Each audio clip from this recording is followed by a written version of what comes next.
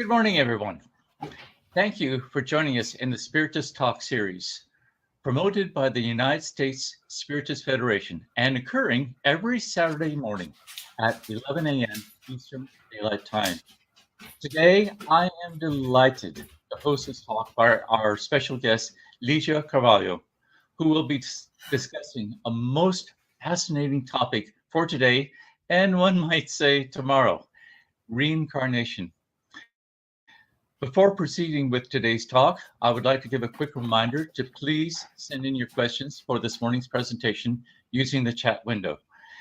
LIGIA has reserved time to address your comments and questions once she concludes her presentation today. Now, we are looking forward to an engaging time with our speaker, LIGIA Carvalho. She is the Secretary and Coordinator of the Spiritist Education Department and Bookstore for the Spiritist Center Divine Light in Newark, New Jersey, which she co-founded and coordinates with a group of friends. She is an active participant in the U.S. Spiritist movement as a speaker. She is also a member of the United States Spiritist Federation, serving as their Family, Youth, and Children Spiritist Education Director. Professionally, she is a licensed therapist with more than 15 years experience working with children and adolescents with behavioral and mental health problems, and as a grief and bereavement therapist. This morning, LIGIA will discuss the concept of reincarnation and its implication in our lives. But we all know, so please give a warm welcome to our dear sister, LIGIA. Thank you so much, Bradley, for such a warm welcoming. Thank you, everyone who's watching in this beautiful Saturday afternoon. We appreciate you being here with us for what we hope to be an enlightening lecture where all of us can come up with something positive. So the topic, as it's stated, is reincarnation. And I think one of the first things that I sort of wanted to address is that although we strongly discuss and associate reincarnation with Spiritism, it is not a creation of Spiritism. It's not a concept that was developed or evolved with the Spiritist doctrine.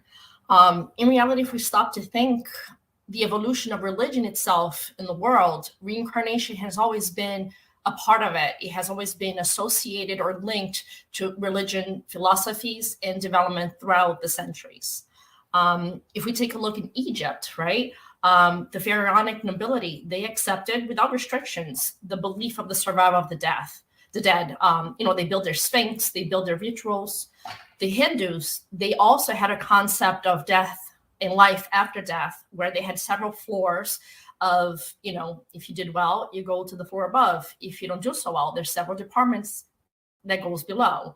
The Chinese also declared the understanding, the belief that depending how you did in life, you also survive in the after death.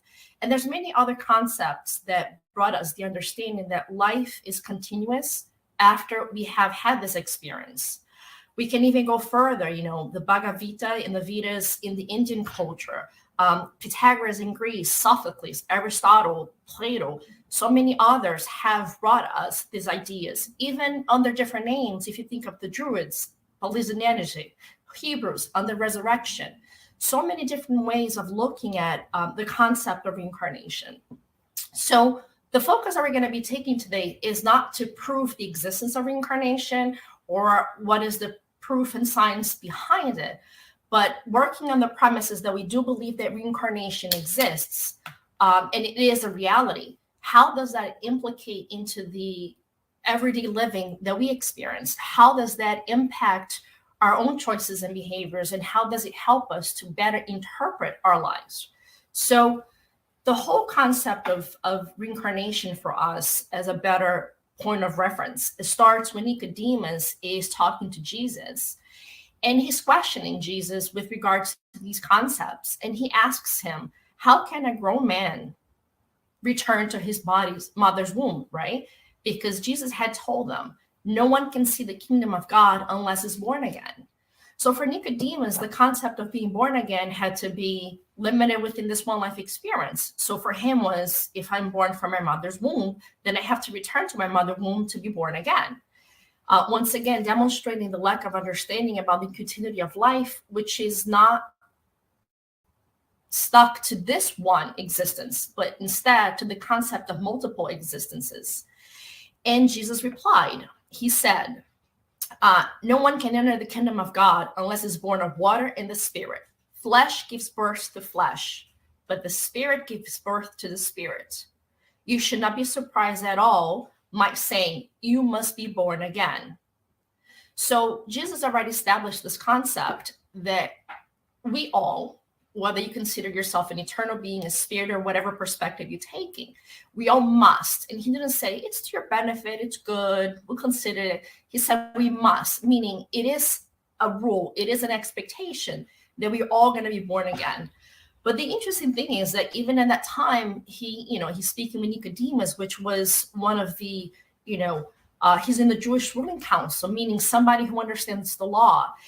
And he brings up the question, if you, who's an Israel teacher, do not understand these things, even when I tell you the truth, how can I tell you things of more relevance and importance if you can't understand these basic concepts?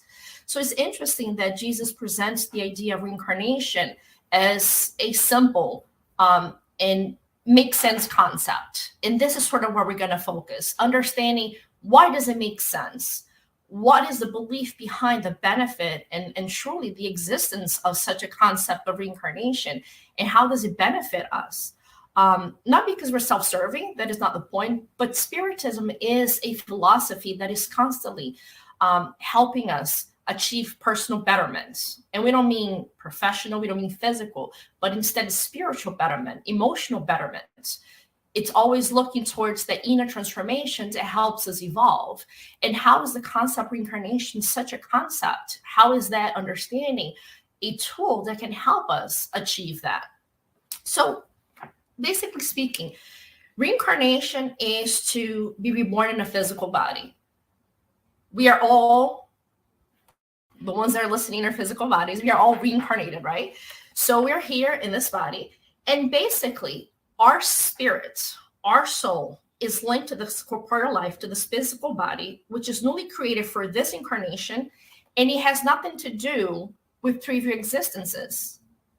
It is not as if my body will resurrect, that in the next life, I'm going to have the same body. No. What we understand, and part of that phrase that Jesus said, I have to look here. Unless it's born of water and the Spirit. Flesh gives birth to the flesh, but the Spirit gives birth to the Spirit. So it's very important to understand when understanding what reincarnation is. And I think that's a part that sometimes becomes a little confusing is our spirit had a moment of creation. We were all created by God. We are a continuous existence. We are individualized. When my body dies, when I disincarnate, my spirit remains the same. The understanding of who I am, the abilities that I have achieved, the emotional and intellectual and moral successes that I have acquired. So I continue to exist as this independent individual.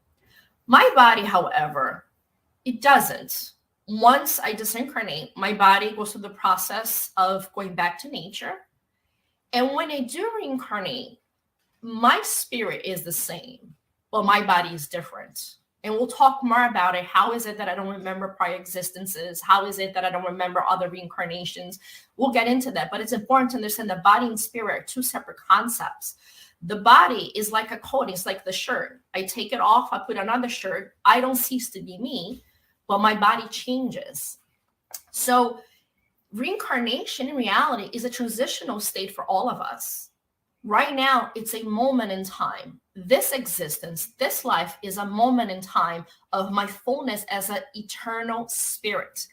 And that is important. That's part of the consoling part of the reincarnation is because it helps us to understand that whatever I'm experiencing now, and usually we're making these reflections when we're going through struggles and difficulties and sorrows. It is temporary. It's not eternal. Whatever I may be dealing with now, it's sort of like, it's a moment, and we're going to discuss it, why we go through these things, but it's not forever.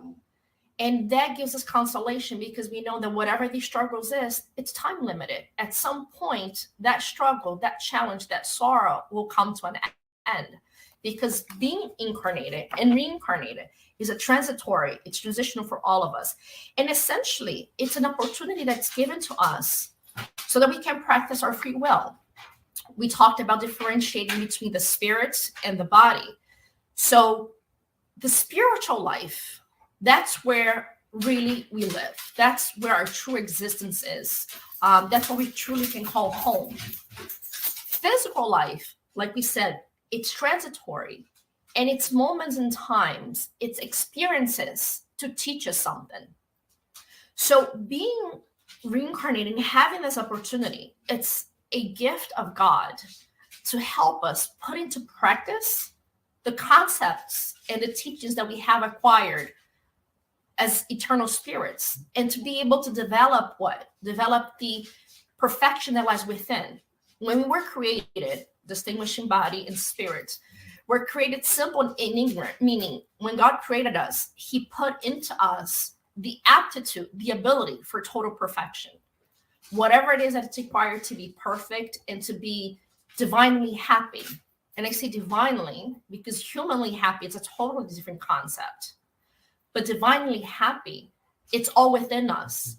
And we have to develop and we have to grow these skills so that we can work towards achieving perfection. So reincarnation, it's one of the means. It is the means by which we come into being.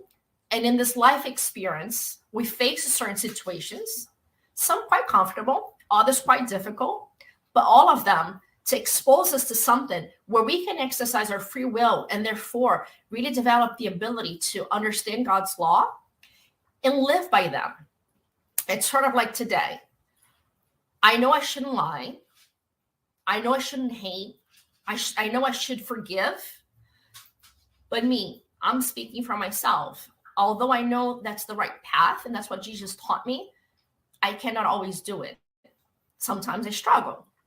Quite frequently I struggle. So it's a working between what my heart and my mind tells me the proper way of being, and then what my imperfections and my tendencies push me to be. And I really work hard to try to bring balance and not let my imperfections and my personal preferences, be angry, be distrusting, be vindictive, get a hold of me. But instead, I try to subdue those imperfections and hopefully change them towards forgiveness and understanding. So reincarnation are these moments where we exercise our free will and our understanding of God's law, modeling, after Jesus Christ and some other beautiful examples that we have in our society, not just within the Spiritist movement. I mean, Mother Teresa, Gandhi, there's such big examples for us. So utilizing these examples to help us see what is the best path forward. So essentially, reincarnation really helps us to live and see the application of God's law of justice and progress.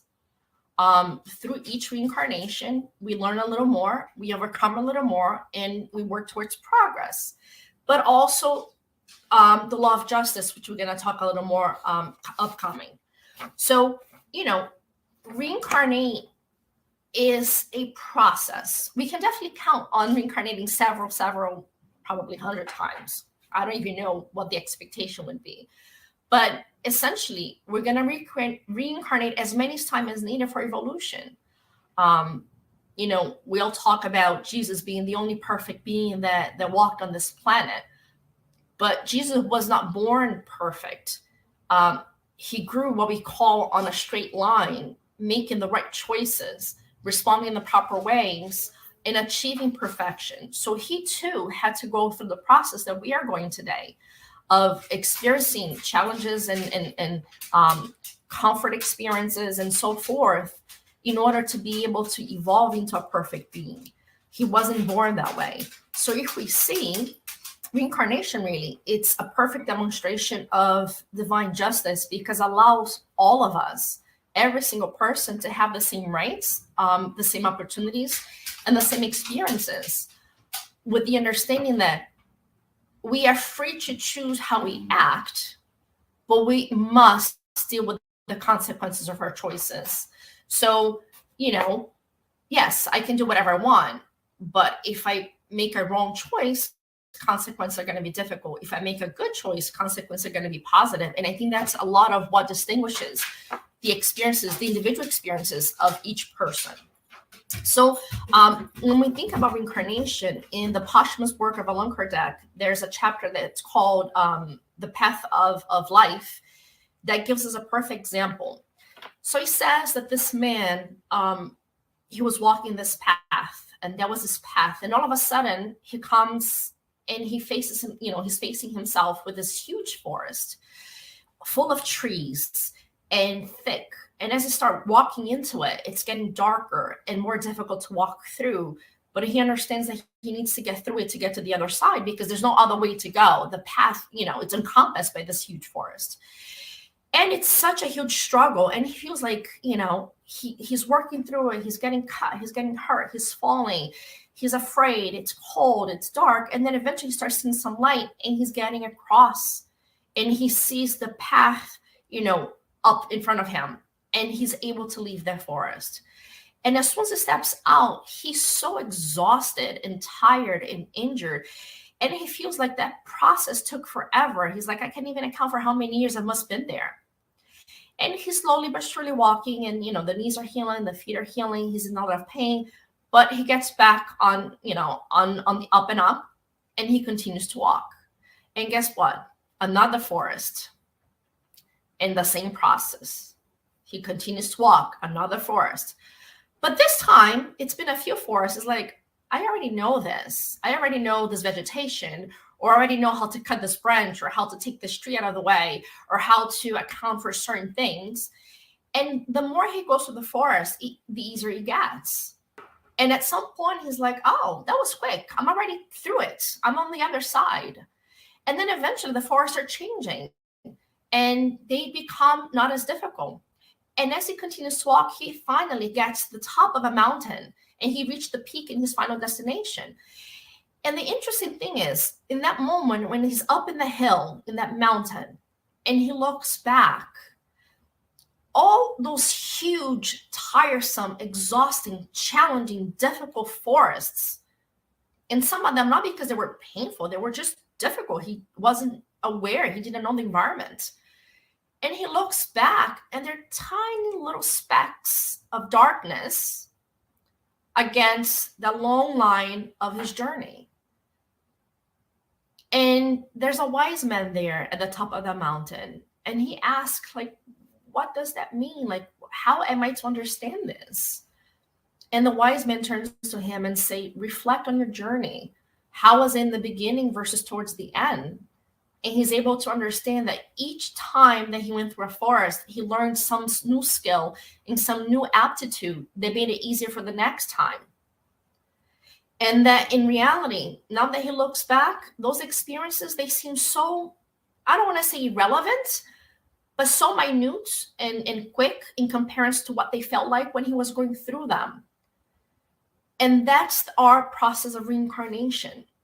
Why we're going through it in this lifetime feels quite, hopefully a lot longer for me, but it already feels quite long. And I've been through so much in my own experiences and my own challenges, to each its own. And like I said, I still hope that it goes very, very long, but it feels long, So I keep on thinking, can it go and feel like quick? And that's what it is. When we are in the spiritual world, where now it's not just this reality of who I am today, I'm Ligia. My mind expands and encompasses the longevity of that path that I've been through. So the body doesn't allow me to remember, but when I am in the spiritual plane, I remember, and I can look back and see all those existences, and it gives me a different perspective. And now I understand, this, although it feels long, I know it's not. And I know although it feels difficult, I understand why and what I need to learn. So reincarnation, really, it's these moments in between our true existence that allow us to learn. I mean, for kids, when we're trying to help them understand, a lot of times we tell them it's like school. You live at home with your family and your parents, but you go to school. And each year it's a new grade. After first grade is second, after second is third. If you don't do well in third, you repeat third grade until you're able to go to fourth. And maybe you go to fourth, but you need a little extra challenge in a specific subject. So you do a little extra on that subject. And that's how it is. Our real life is not in school. Our real life is in the world with our family and friends.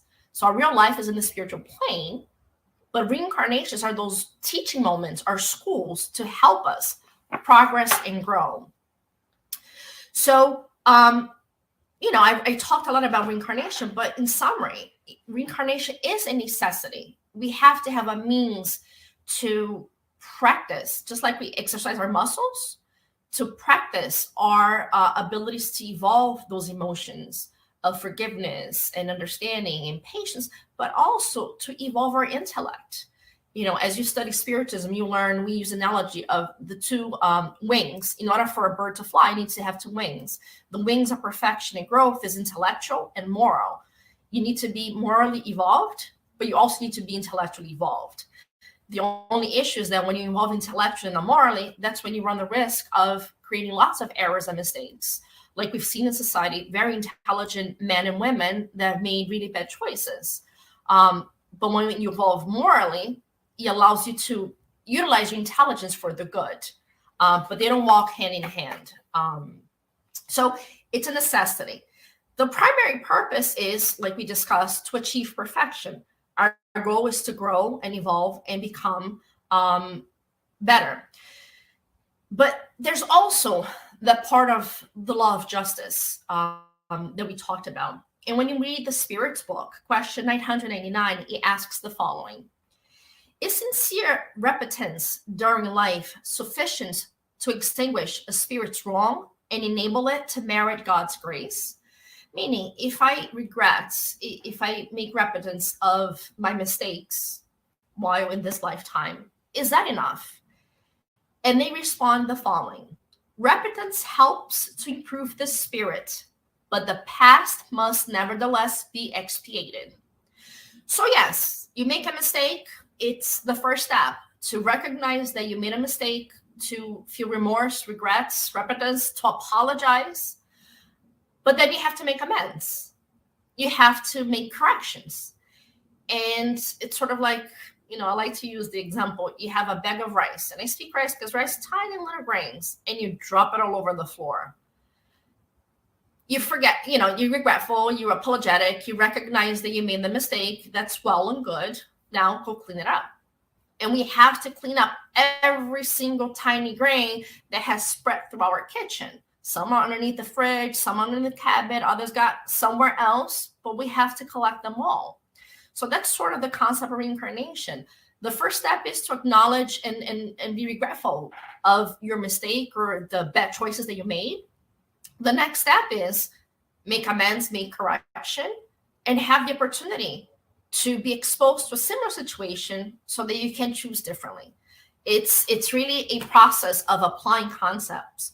So remorse is great, right? Because we acknowledge, and that means that we are also working on our intellectual intelligence, one of our two links, because now you can discern between good and evil, right and wrong.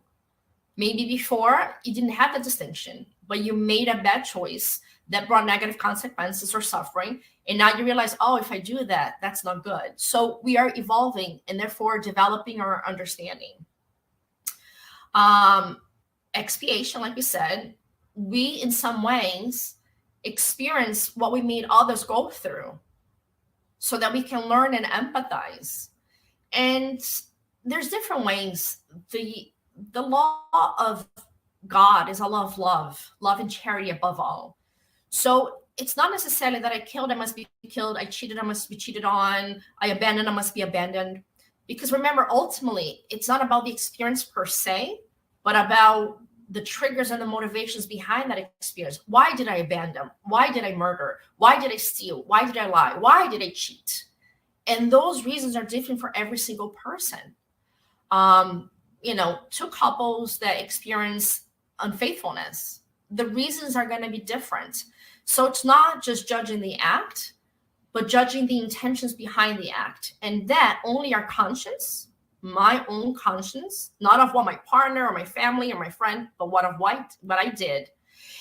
And basically God, he has the ability to really see to our conscience. And those two things are going to really be the weighing factors for the planning for our next existence. So when we say expiation, experiencing what we made the other experience is working on those triggers and the motivations of why we did certain things and what it caused on those people so that we can move forward and learn. And then, the other part of making amends is also the experience of a triumph in the sense, to do good to people we injured, to really make up for our mistakes, for our bad actions. So reincarnation really allows us to purify our spirits while bettering ourselves and bettering, sorry about the tongue tied here, those around us. So, and there's another important point that they also make when we're learning and studying spiritism is that to not reincarnate is undesirable because the spirit remains stationary. So if we don't reincarnate, we stay status quo. And, status quo can be good right now, but give it a couple of months, give it a year, give it a century. At some point, the status quo is no longer satisfying because I may stay stagnant, I may stay put, but all those around me, they wouldn't. They would move one way or another. They would progress one way or another. So the inner, need for growth, because once again, when we're created simple and ignorant, we were built with all the potential of perfection and also the desire for better, for more. So God did fire the spark of what life could be so that we have the motivation to achieve and go for it. So if we don't reincarnate, we basically don't progress and we're kind of stuck in a physical state. And that doesn't bring happiness, because I can guarantee in this planet that we are existing, there's no true happiness. There's no complete happiness. There's relative happiness. And at some point, the relative happiness won't be enough. So it's very important that we understand when we appreciate the existence of the concept of reincarnation. And that's what I said. How does that apply? How does that affect us? So when we understand that it's a moment in time, whatever the challenges are not forever, whatever the separation is not forever, because if you reincarnate, that means there's life after death. So whoever has gone before us, we will see them again, because one day we will be gone too, and we're going to join them somewhere in the spiritual plane. So life doesn't separate us all. And, it's truly this opportunity for us to make better choices. We're not going to achieve perfection. That's the other thing. We mentioned in the beginning, reincarnate several times, several hundred times, probably several thousand times. Maybe somebody can tell us what's the perspective. I really don't know. But anyway, but what we do know is we don't also reincarnate just on planet Earth. We have the opportunity, or we may have the need to reincarnate in different planets. Spiritism also teaches that all planets are populated with spirits. Obviously, life there, just like on Earth, it's compatible to that environment. But yes, we may, as we evolve, move to more evolved planets. Right now, from my perspective, I'm just hoping to stay on planet Earth and not be moving to a lower planet. And I say that why? Because we talked about, the planet Earth itself also is evolving. And that's a whole other topic that we're not going to get into. But yes, so as we evolve as people, as spirits, our planet also evolve and grow. And there is life in other planets, and we could live in other planets if there were a need. Sometimes we have evolved spirits that go into a planet less evolved to help bring new science and technologies and teachings. Others go for expiation. Remember, learning to appreciate things. So somebody who maybe took advantage of some of the easiness of life or comforts of opportunities, they may go to a less evolved planet to experience the hardship. But most of us, just being on Earth itself, we see this planet as one that there's such disparity of access, you think about evolved countries that have medicine and science and resources and transportation and clean water. And then we see other countries that they don't even have clean water. They don't have food. They don't have housing. They don't have access to medical services and basic needs. So just within the planet Earth, we have enough disparity that we can experience many other different living existences to help address our needs. Another point that comes a lot when we're talking about reincarnation is memory of the past, forgetting the past. And I know a lot of people really enjoy or are interested in, speaking and learning about their past and trying to figure out their previous existence. But one thing that we learn is that the temporary forgetting of the past, it facilitates new beginnings because it allows greater possibility of making amends and cordiality. So we call the veil of forgetfulness. That's one of the terms that's used that teaches us that remembering the past is not necessarily a positive or beneficial thing. In many ways, most frequently, if we try to force a memory from the past, it is more harmful than good. Why? We talked about, reincarnation have the purpose of helping us grow and learn, have us learn and go through what we made others go through, and also make right to those that we have injured in the past. So if I have harmed or hurt someone in the past, and now I need to make amends, if I harm the person, I probably did it because there was some differences of opinion or of emotions. I probably didn't like that person. Or if not, at least I feel probably very embarrassed. So having to live with that person to make amends may be quite difficult. Or maybe there's emotions of mistrust or fear or anger. And it may really make the process more challenging and unsuccessful. So we will go through a few examples and talk about the role of reincarnation family ties. But the bottom line is, remembering our past, it's usually not a positive thing. And when it does happen naturally, it's a planned process by the spiritual plane, and it serves a specific purpose. It is not recommended that people go seeking out these remembrances. And one more thing here. So remembering the past would disrupt the social relationships and would be a barrier to progress. So we see that truly that curiosity to know who we were, it's more harmful than good.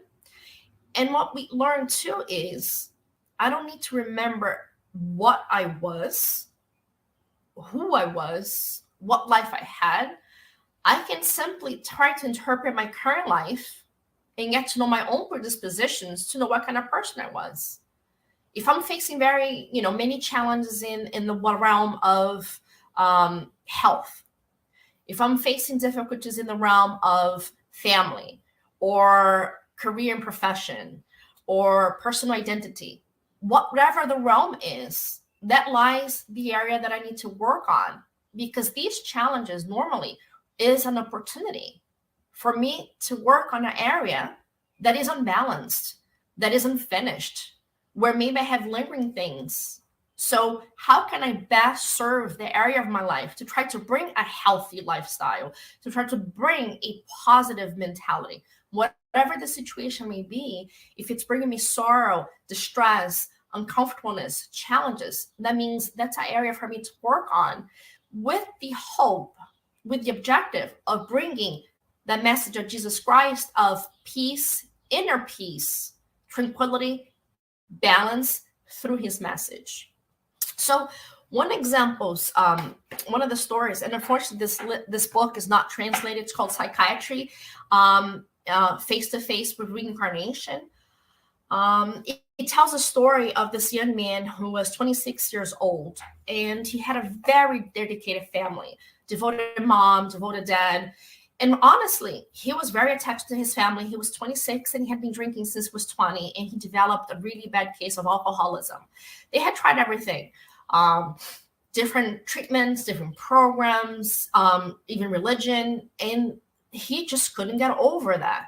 In spite of all the support of this very healthy and supporting family, And like I said, even him, he was a good kid. Good manners, was able to conversate, had education and professional goals, but he suffered. He struggled with not being able to stop drinking. So they took him to, in this book, it's really based on the stories of, in Brazil, there is this psychiatric hospital that is a Spiritist psychiatric hospital, and it's linked and like a collaborating facility with the Spiritist center that they have there. And in the Spiritist center, through the mediumistic meetings, they help and support whatever means they can some of those patients. And in one of the mediumistic meetings, they learn the past of this young man. And for the interest of time, I'm going to summarize it, but essentially, in a prior reincarnation, he was a very wealthy young person. He had inherited a huge fortune, and he was very wealthy. And this man, around his age, befriended him, and in this process, introduced his sister, who both this new friend and his sister had a very illegitimate lifestyle. A lot of vices, a lot of partying, a lot of irregular sexual behaviors. And she seduced him. He fell in love with her, and he married her. As soon as he married her, the brother and, the brother-in-law and the wife basically started using his money, started spending his money, every day kind of pulling him more into this lifestyle, convincing him, attracting him to be in that kind of lifestyle, gambling, spending money, and so forth. And eventually, when the money was gone, the brother-in-law and the wife left him. He felt so desolate. He felt so depressed, and actually used, and he really cared for his wife, that he tried to commit suicide. Unfortunately, the means by which he did didn't take effect right away. And he was hospitalized, and it took him about a week eventually to pass away. When his brother-in-law learned that he had tried to kill himself, he was so filled with remorse and regrets. Remember the question 999 from the Spirit's book? He stayed day and night at his bedside, taking care of him, trying to help him, trying to deal with his pain. But unfortunately, like I said, he didn't survive. And after a week, he passed away. The brother-in-law was so consumed with grief and regret that he swore, on the expression saying we swore on his grave, right?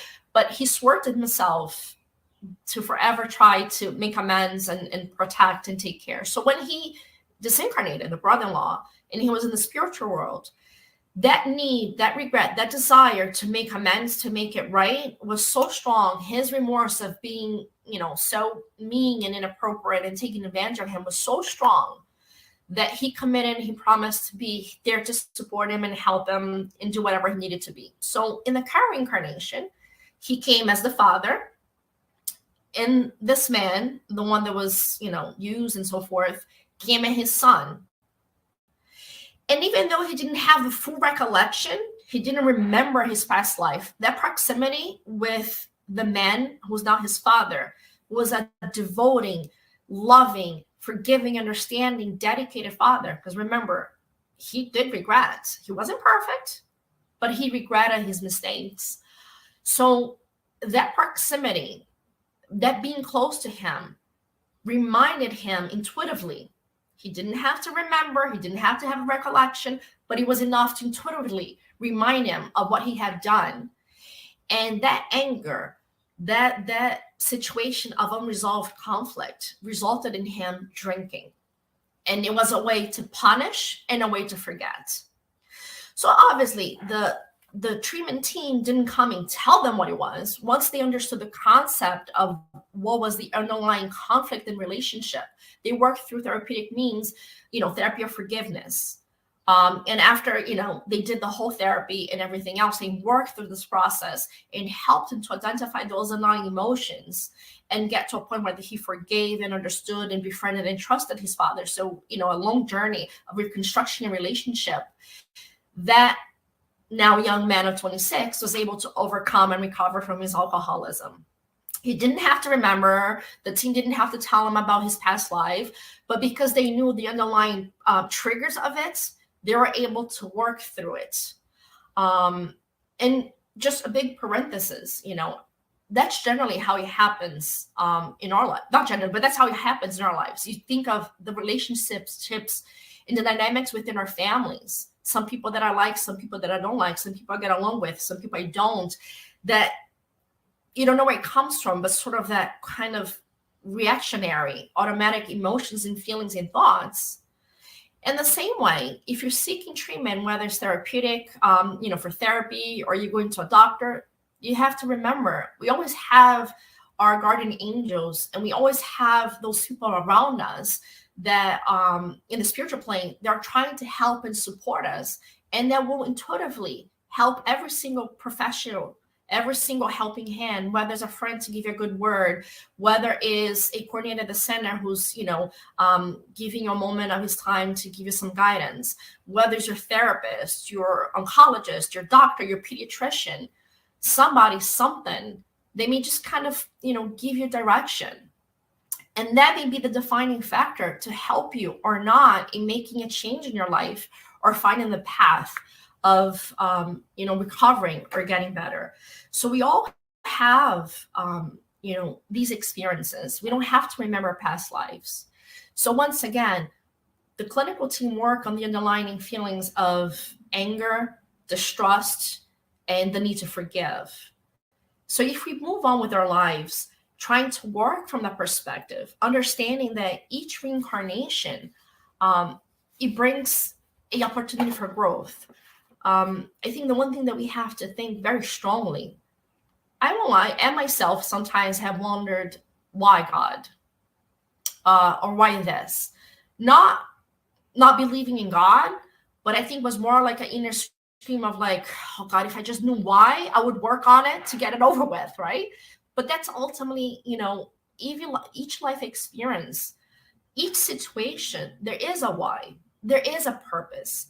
And if we are able to kind of focus and understand, God does not make mistakes.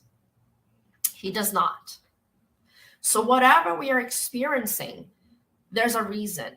And the process of reincarnation is so intrinsic, and I know our time is running, but I just want to give this one other example because I think it's very beautiful when we think of reincarnation, and it brings up so many issues, even for those that may be going through difficult times and contemplating suicide, the beauty and opportunity of reincarnation. So in this other book, unfortunately, I don't have it with me, but we do have it in English.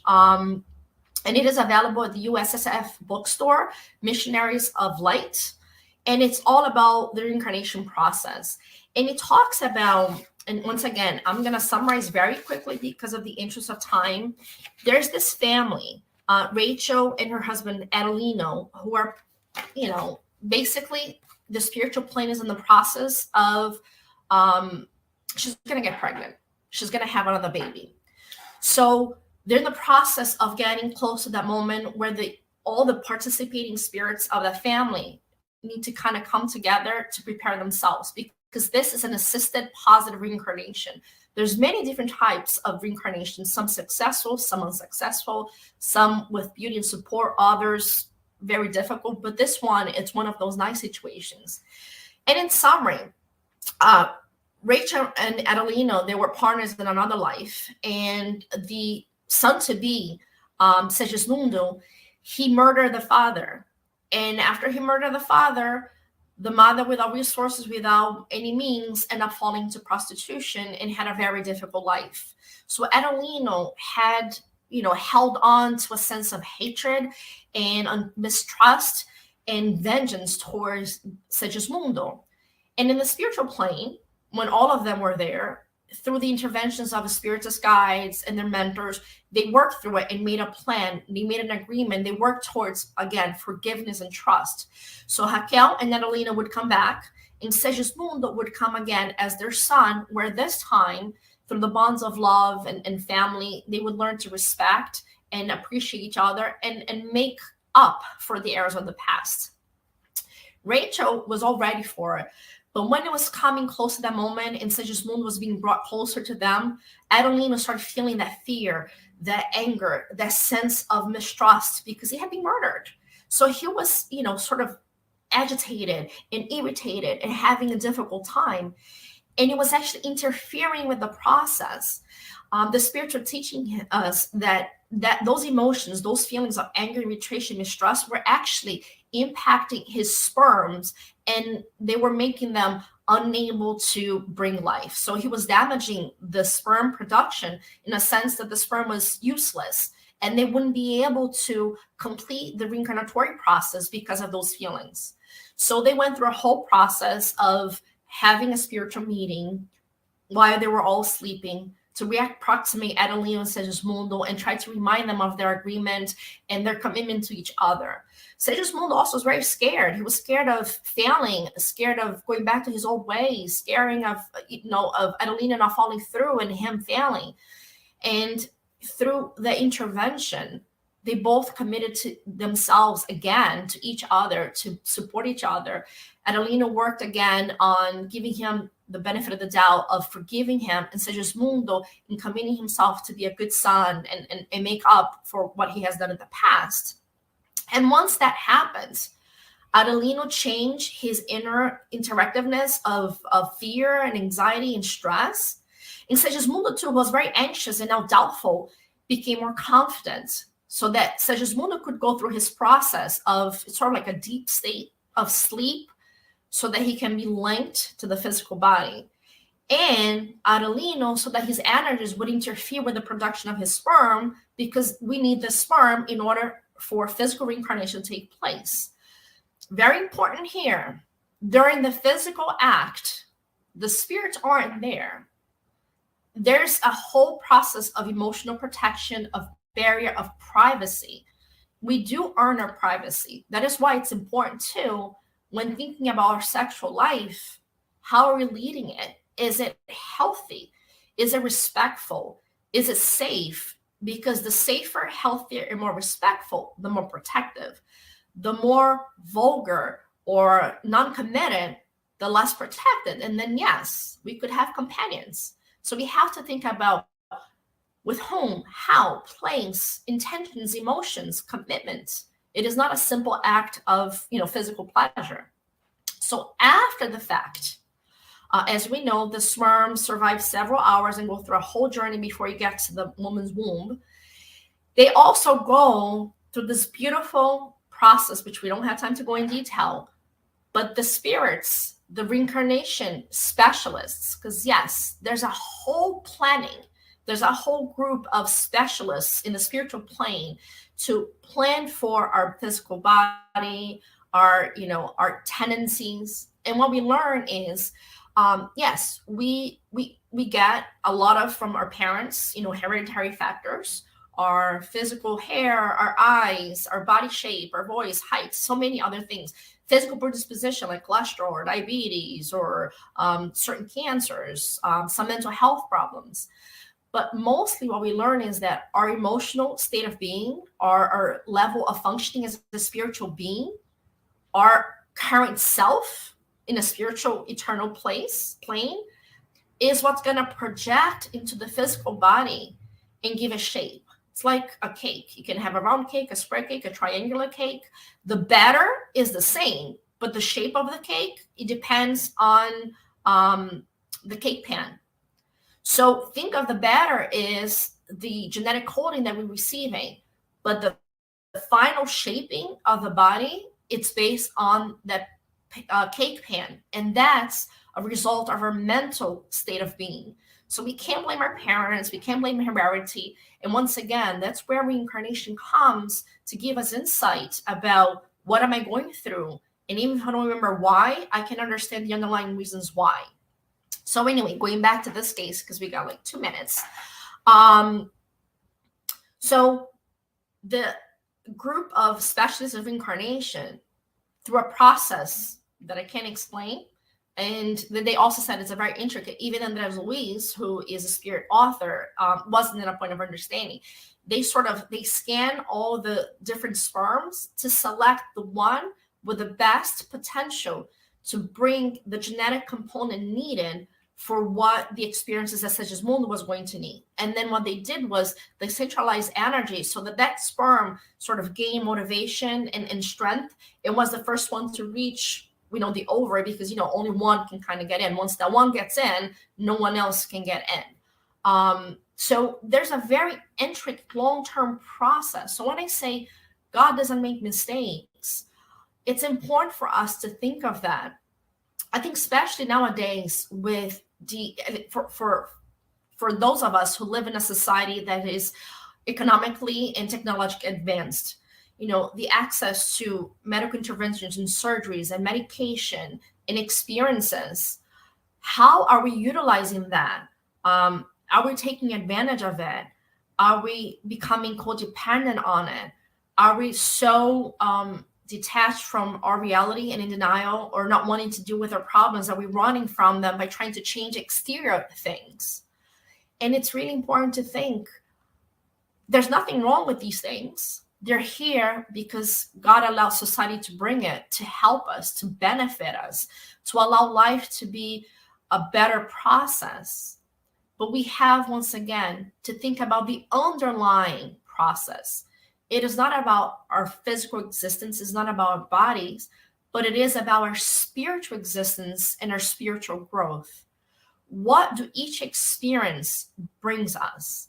What are the challenges that he presents us? What are the opportunities? Because a lot of times we think of the challenge, being sick or being this or being that.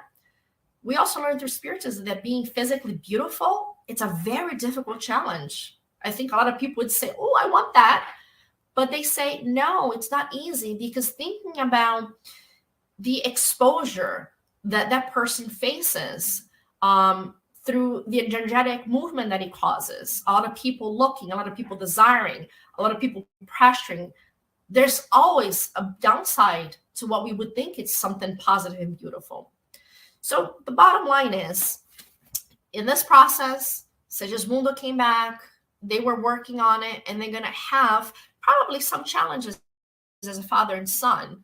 And they're going to have moments of distrust and conflict. But that's the whole point of it.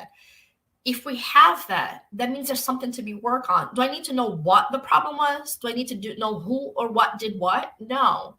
But if I believe in Jesus Christ, I have faith in God, and Spiritism has brought these concepts to help me understand. Now I know that this reincarnation has a purpose.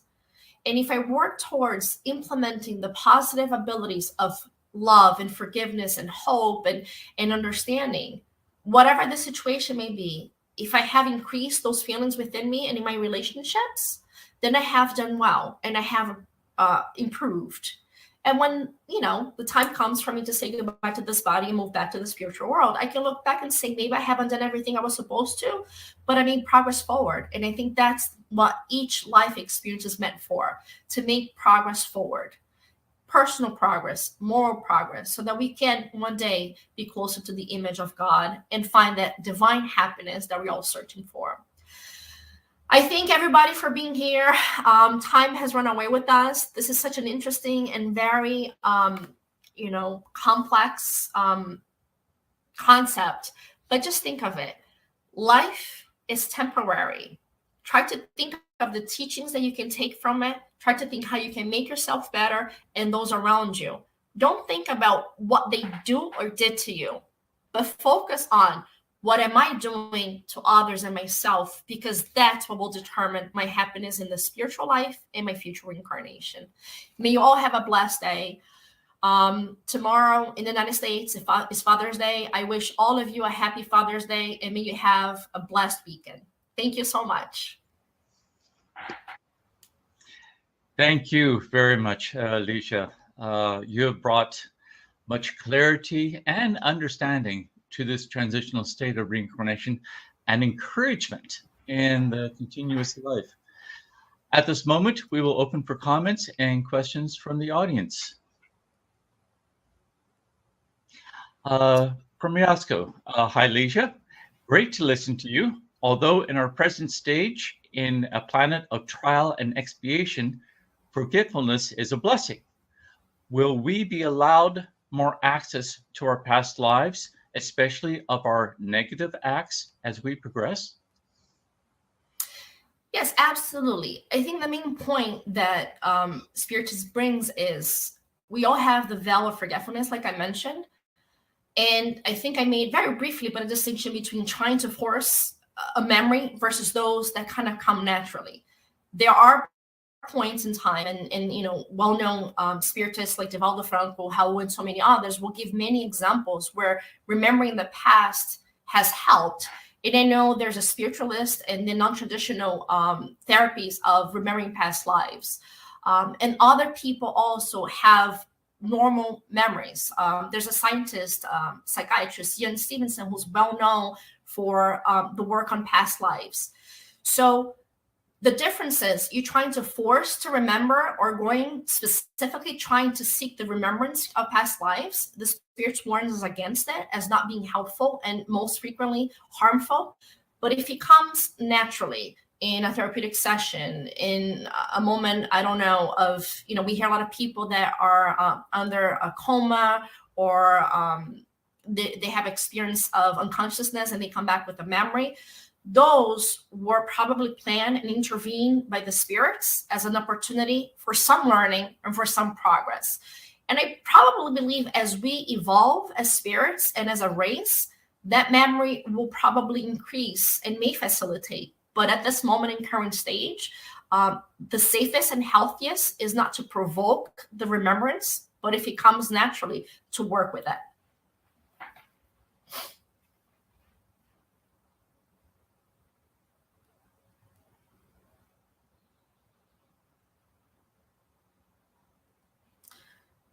So I cannot hear you, Bradley. I don't know if it's your mic or my mic. My apologies. Oh, there you go. From Diana Smith, do you think we choose the family we're born into? Yes and no. So at times, yes, we choose the families because we have the rights or the evolve. Basically, we have earned that right to choose the family. At other times, we don't. And I'll give two different examples. So a lot of times there's spirits who are really struggling to make progress and they keep on failing the same mistakes. So I cannot recall the book right now, but there was this young man who struggled with substance use and he kept on falling into the same mistake. So this time they decided to approach this family, who was a very loving, emotionally in a spiritual evolved family, so to speak, was a good, stable family, to ask them if they would give him the opportunity to be in their family, to experience a different lifestyle, a different reality, surrounded by love and protection, with the hopes that that would awaken his desire to improve himself. So it was a stranger, so to speak, not a spirit from their spiritual family. And he did. He came into this family, and lo and behold, in spite of all the love and care and support, he once again failed and went through the path of dying of an overdose. The interesting part is that this time, when he passed away, when he disincarnated, and he saw how much sorrow and suffering he brought to this whole family, these people that had been nothing but loving and supportive and caring, and how much they really esteemed and missed them, and how sorry and sad they felt, he had such a sense of guilt and regret and shame. And that was that moment where those feelings awakened in him the desire for change. And then in his next reincarnation, he was able to now work with motivation to improve. So in this moment, he didn't choose the family. It was chosen for him as an intervention to help him progress. There are other circumstances where we are not allowed to be born within our family. Very quickly, one of the books of André Luiz, can't remember. Last time I can remember the book and somebody gave the recommendation. It's also translated in English. But this couple, they were married. The husband, felt entrapped at some point. He didn't want to be in the relationship anymore. He had, basically, long story short, he wanted to kill his wife and move on with his life. His children were there, and through the intervention of spirits, by involving the act, protected the mom, he fled. Mom had a different life. She had very many struggles, but she evolved. He, on the other hand, chose a path of least resistance and had a very poor decision-making life. Towards the end, she reconstructed her life, and he murdered the wife's second husband. The next reincarnation, they tried to come together, but he wasn't allowed. after 2 reincarnations with her progressing and him being unfaithful and not doing well by them, she moved on and he had to reincarnate in a different life because her and the 2 daughters that they had and the second husband, who later became the son, they all evolved. And he stayed in that same level. He didn't evolve. So at that point, he was not allowed to be born with them again. So even though he may have wanted, he didn't have the right. So at times we choose, at times it's chosen for us, and at other times we're just not allowed because we haven't earned it. So just think, you are in the right family for you. Whatever the circumstance may be, the spirituals, spirit guides, through the law of Jesus, the laws of God, they chose the right family for you. If it's a wonderful family, be blessful, be happy, appreciate. If it's a difficult family, find the best way possible to try to make as much amends and as much friendships as you can. You may not do it all. It may be very small, but it's a step forward. That's encouraging to understand that about the family that we are in. Very much. Yeah. We hear of spirits spending a very long time in the spiritual world, refusing to reincarnate. How and why this happens, and how does it end? Well, I know it sounds cliche and silly. How does it end? Love. It is the ultimate feeling. And it's true. There are many spirits who choose to be in lower planes, who refuse to, return because they're afraid, or because they feel guilty, or because they don't want to face, what they're going to face. We hear in the literature cases of natural abortions because the spirit gets so scared or so regretful, and this state of mind causes the physical body not to withstand, and through an abortion they run away from reincarnating. So it's very complex, and there are many different examples.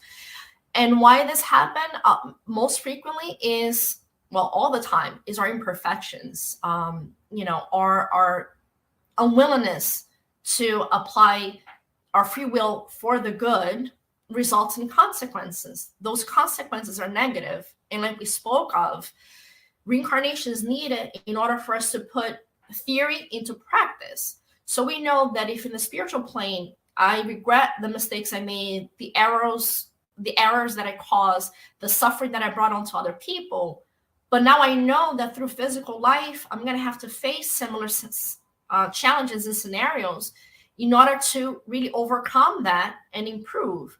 And some people, some spirits are just not ready or not willing or don't want. Or other times, their state of mind is such yet that they haven't awakened to this need or this desire to progress, that they're not able to sustain life. A very quick story, once again, is this daughter, very proud, very intellectualized, very scientific, did not believe in religion, did not believe in life after death, did not believe in reincarnation. And she chose a life of pleasures, in spite of her mom, who was always trying to guide her and protect her and teach her. But she didn't believe in it. So she felt that life was there for you to enjoy and to take as much pleasure as you can. And that's how she led her life. When eventually she passed away and disincarnated, she found herself spiritually in a very bad situation. Vices, broken marriages, relationships that were damaging and hurtful, because she really was self-centered and did not really account for others. And in that moment, she suffered long, long years in a lower spiritual plane, until one day her mom was ready to reincarnate again, reincarnation. And her mother had still held on to desire to help her and to protect her and to allow her another opportunity.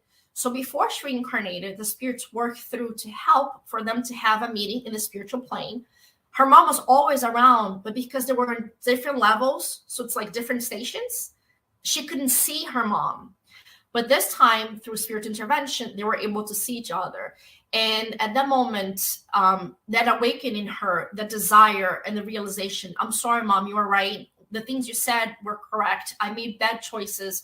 I want to learn. I want to be better. And please, will you help me again? Will you teach me? And I promise to listen. And the mom totally, committed to doing it. The caveat here was she had not earned, and that goes also with the prior question, she had not earned the right to be her daughter again because of the mistakes that she had caused, the lack of appreciation for the situation. But what the spirits were going to do is mom was going to reincarnate, and then in the future, she would reincarnate as somebody who would be working in her mother's house.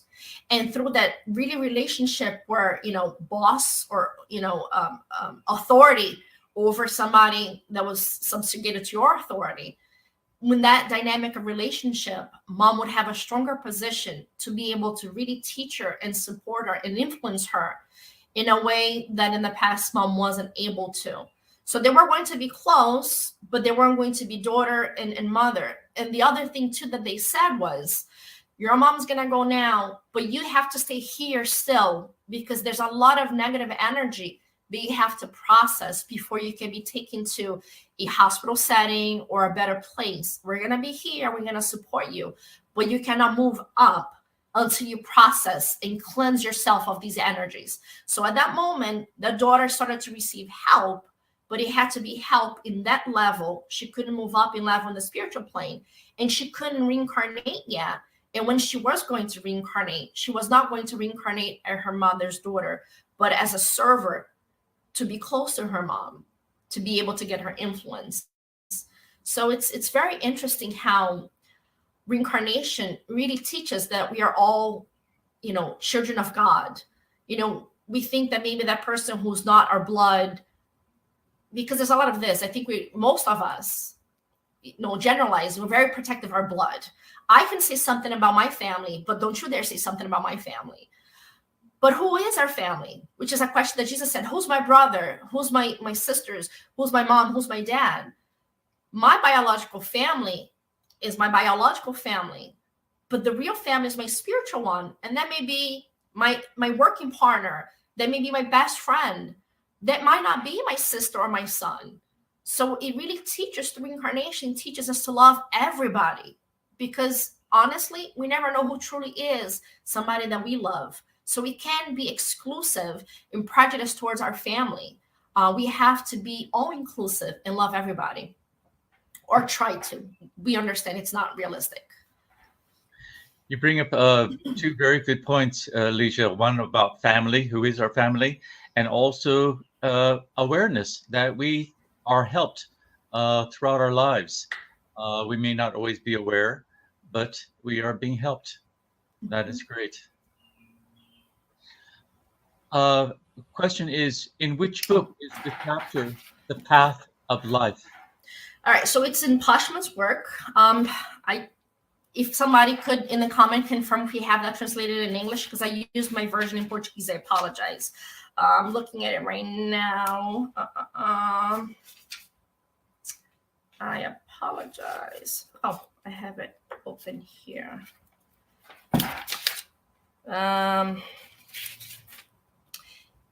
This one doesn't have chapters. All right, I'll get back to you guys as I look for it, because I have it on my book. I don't have it tabbed. Oh, here. All right, so it's under the first part. There is a section that talks about negative influences. So it's entitled, it's like a sub-chapter. It's called The Path of Life. On the Portuguese version, this version here, it's page 187. Yeah.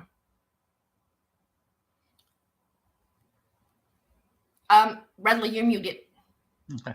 Thank you for that reference. Much, much appreciated.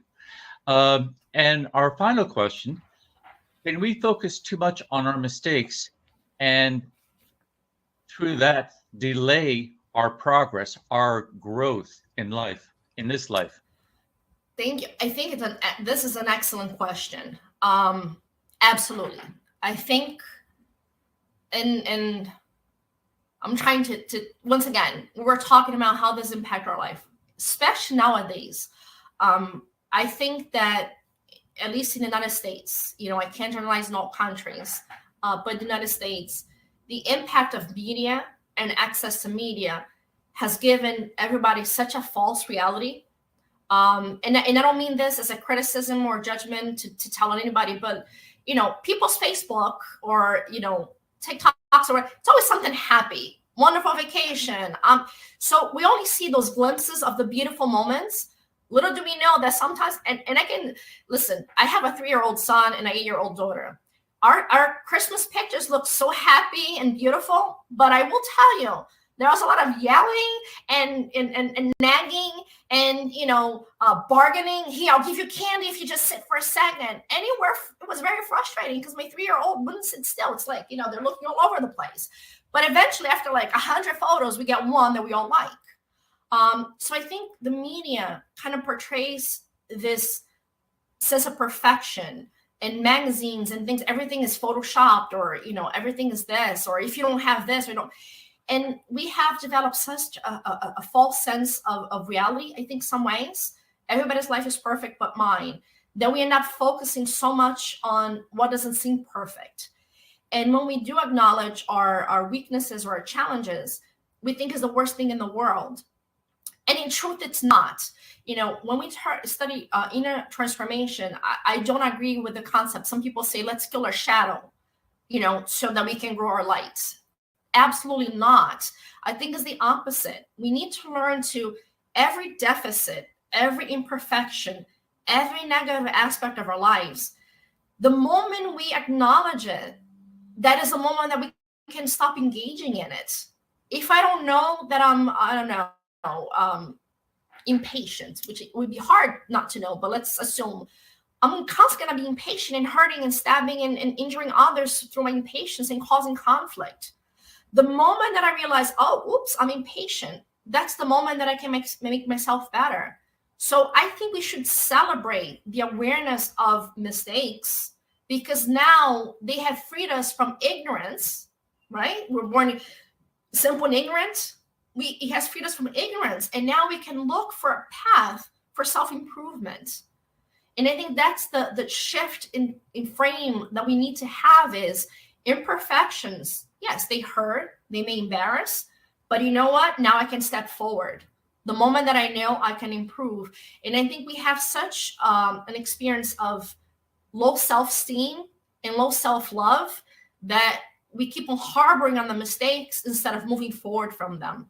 So the moment that we can understand that everybody's imperfect, nobody's life is perfect, the beauty that we see in others is not necessarily the beauty that they live in, and also worry less about material life and outside experiences and appearances, but more about inner self and inner experiences, we will be able to overcome this detrimental side effect of really honing in on the negative when there's so much beauty and so much positive to be discovered.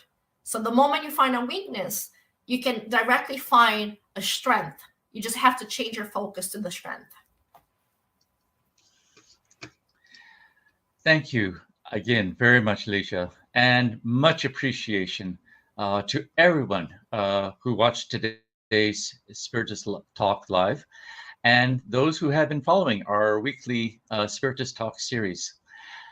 Before we close our live today, I would like to remind everyone of the United States Spiritist Federation virtual course, Initiation into Spiritism, which is provided free of charge on Sundays at 10 a.m. Eastern Daylight Time.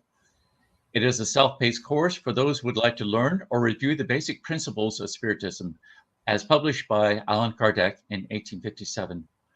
Please avail yourself of this great learning opportunity by visiting the course page on the USSF website to receive the reminders by email. Ligia, before we close the live, would you please offer a prayer? Most certainly.